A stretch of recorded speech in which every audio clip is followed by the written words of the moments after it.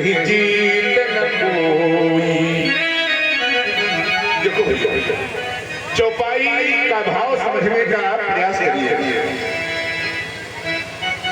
विश्वमोहिनी कन्या के हाथ में लिखा है यहाँ जो बरई अमर सोई होई, यानी जो इसका वरण करेगा वो अमर होगा, जो अमर होगा वही इसका वरण करेगा। और समर भूम में ही जीत न कोई, यानी जो अजय होगा, जिसको समर भूमि में आज तक कोई जीते नहीं होगा, वही इसका पति होगा। लेकिन नारद जी उल्टा समझ गए। क्या? यह जो बरई अमर सोई होई। नारद जी समझ गए कि जो इसका वरण करेगा वो अमर हो जाएगा। बात समझ रहे हो ना? लिखा ये है कि इसका पति वो होगा जो अमर होगा, लेकिन नारद समझ गए कि जो इसका पति बन जाएगा वो अमर हो जाएगा। बस दौड़ गए सीधा भगवान के पास, सीधे फिर भागे भगवान नारायण के पास। प्रभु भगवान ने कहा क्या हुआ? अभी तो गए थे लौट आए। अरे कहा रास्ते में स्वयंवर हो रहा है, बड़ी सुंदर कन्या है, और महाराज हमें विवाह की कोई शौक नहीं है, लेकिन बात क्या है? उसके हाथ में लिखा है कि यह जो बरई अमर सोई हुई, जो उसका पति होगा वो अमर हो जाएगा।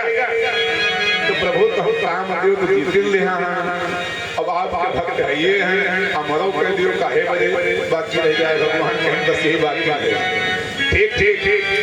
कहा फिर क्या चाहते हो?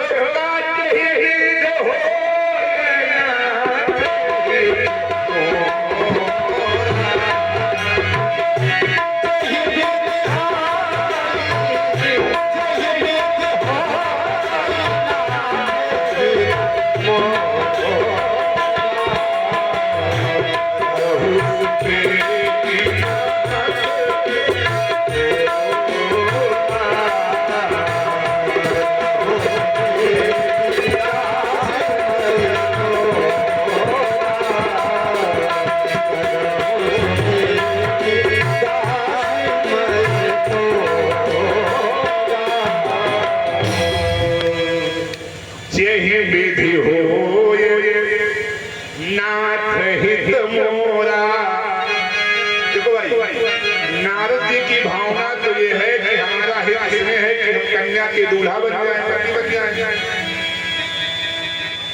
लेकिन कह रहे हैं कि करहु सुबेग नाथ दास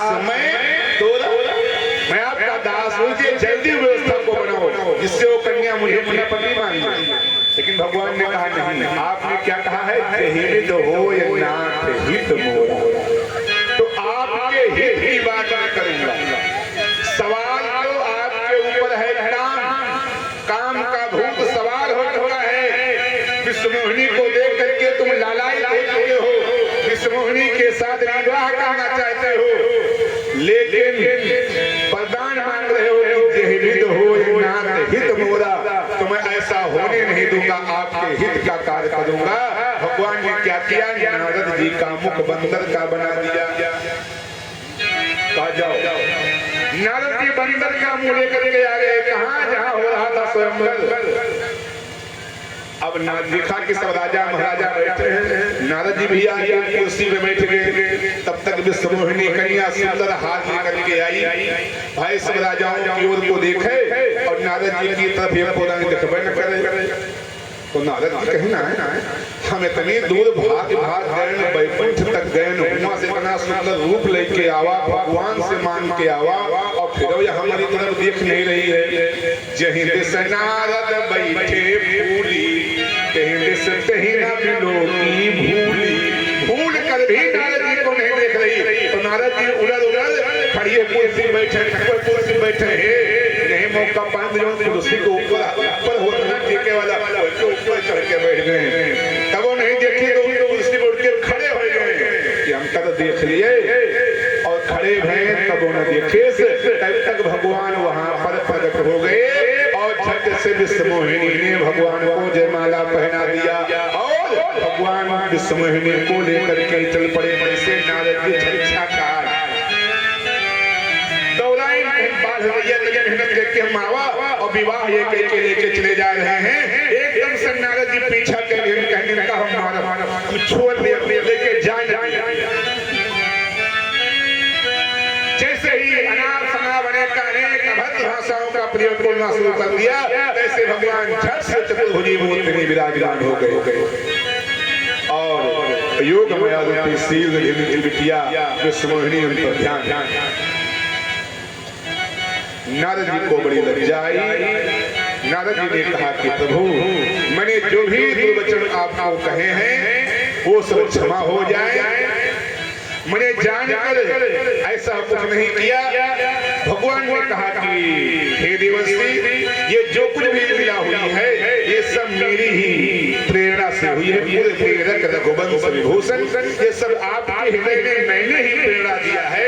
मेरी ही प्रेरणा से ये सब कुछ हुआ है। नारद जी ने कहा कि नाथ मैंने आपको बहुत अपशब्द कहे हैं इसका पश्चाताप कैसे होगा। भगवान ने कहा जप हो जाए शंकर सतनामा वही है हृदय कृत विश्रामा। जाओ भगवान शिव के सतनाम की माला बना करके जपो। भगवान के शिव नाम की माला को जपो और स्वयं हमारे पापों का प्रायश्चित हो जाएगा। भगवान अंतर ध्यान हो गए।